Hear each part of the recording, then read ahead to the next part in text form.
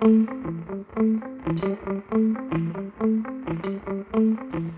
everyone and welcome to this edition of Tee It Up Grand Strand. I'm your host Shan Coughlin out here at Arcadian Shores Golf Club in the heart of Myrtle Beach with Mr. Frank Coughlin. How are you doing? I'm doing well. How about you? I'm doing very well. So this is the first time we've gotten to do this. Yes, it is. So you might have noticed, folks, the last names are the same.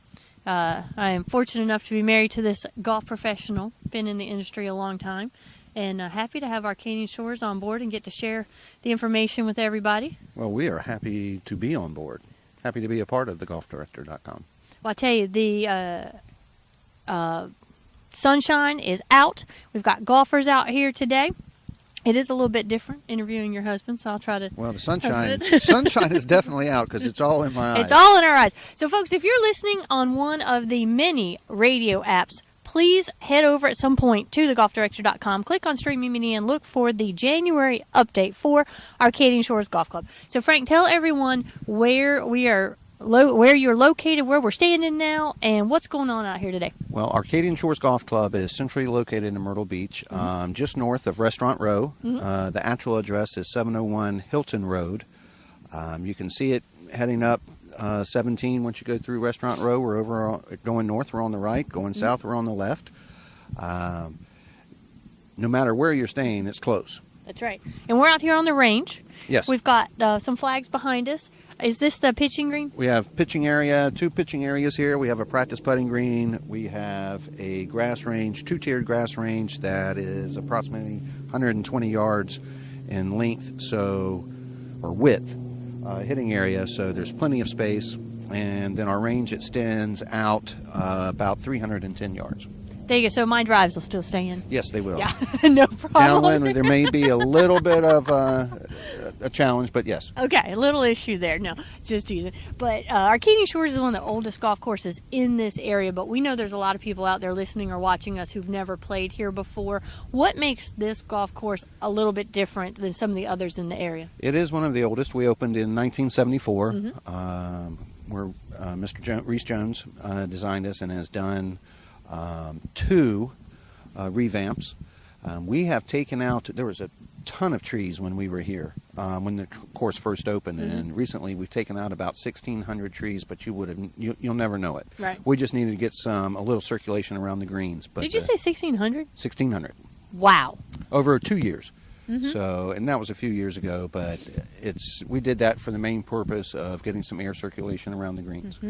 And so you do front Highway 17 in the Restaurant Row area, so it's very well traveled. But except for that hole, the rest of the course is really tucked back in nicely. You don't really see too many other people back here. There's very, very few homes. The course itself, I mean, it's a lot of area. Lots of ponds. There's a couple alligators. A lot of people like to see alligators and stuff. There's a couple alligators, and also you can also hear the ocean. You can't see the ocean, but you can hear it.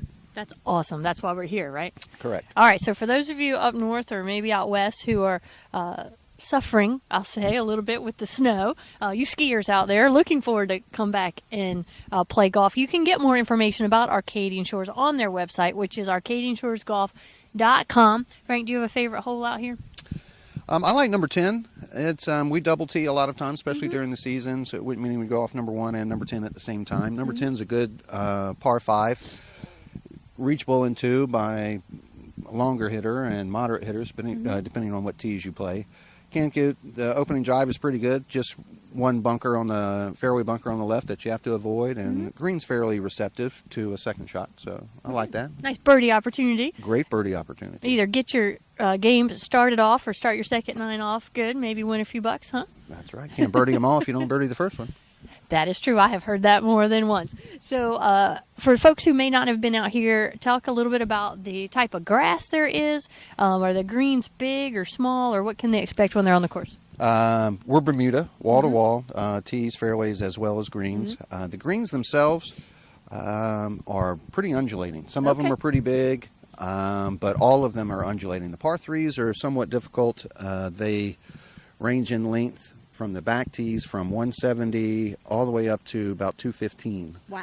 Okay. So they're quite a challenge. Okay. Well, but that makes it fun, too. I mean, you can still reach them, and it just makes you feel that much better when you sink that birdie putt, right? Yes. Got to get there. Well, we are in January. We are still outside. We are on green grass and not snow. Yes. Which is good. Lots of people out playing. I can see them walking down. That is number 10 right behind us. What are some tips that you might share with people who are layered up a little bit for the cooler temperatures, but still want to score well? Because I have to tell you, well, and you know, the more layers I put on, the higher my score goes.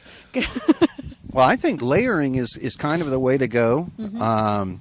You have some people, I mean, it's not like skiing. You mentioned skiing. It's not like skiing where you put, a big Patagonia or jacket on, because then you can't swing. Right. And the layers, the thinner they are, the better. Okay. I mean, there's the new